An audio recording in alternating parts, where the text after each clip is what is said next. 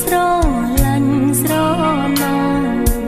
មិនបំភ្លេចសូមចាចិនស្នេហ៍ទីតែពិន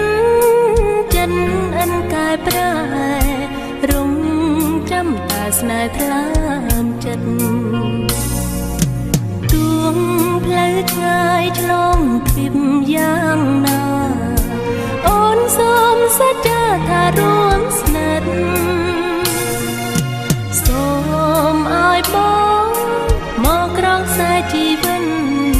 ផ្ដល់ទឹកអមរិតសម្រាប់